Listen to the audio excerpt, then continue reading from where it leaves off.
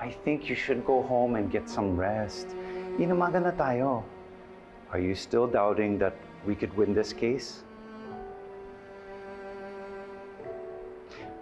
We will win no matter what. That's for sure. I'll be leaving in 30 minutes, attorney. Tatapusin ko lang itong binabasa ko.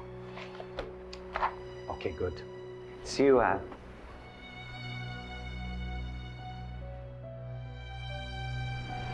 Hindi ho kayo pwede maghugas kamay kung bakit napunta kayo sa sitwasyon to ng asawa nyo.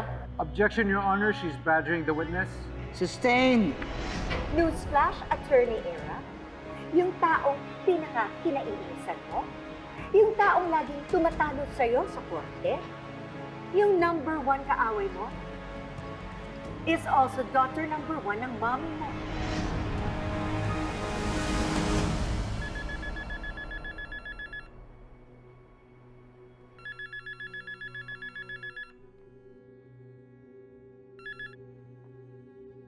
Hello, Mom? Hi, Era. Natanggap mo ba yung mga messages ko and some good news? Oh, what's wrong? Tell me, I'm your mom. I know if something is wrong. Well, it's about Lilette again. She's getting into my nerves pa din. Ay, naku, ano na naman ang nangyari? I'm fine. Stress lang ako from another encounter with her sa court kahapon. So smug and overconfident after her cross-examination. Alam mo, Mati, trigger ko talaga yan si Lilith eh. But every time that I fight, every time, I can still remember everything that I went through because of her. Parang pakiramdam ko, Mati, parang powerless ako eh. She still gets under my skin. Don't worry about her. And I'll protect you at all costs. Lalo na siguro, Mati, kung matatalo niya ako sa case na to.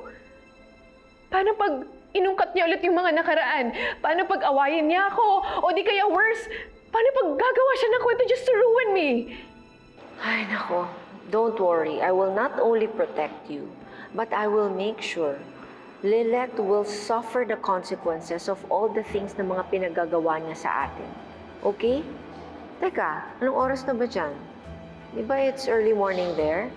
Magpahinga ka na muna. I am blessed na anak mo ko. Na tayong dalawa lang. I love you so much, Mati. I love you more, my daughter. Okay.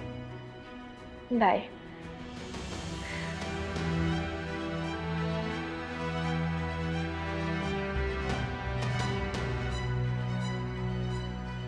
Humanda ka sa bagong witness ko, Lilith.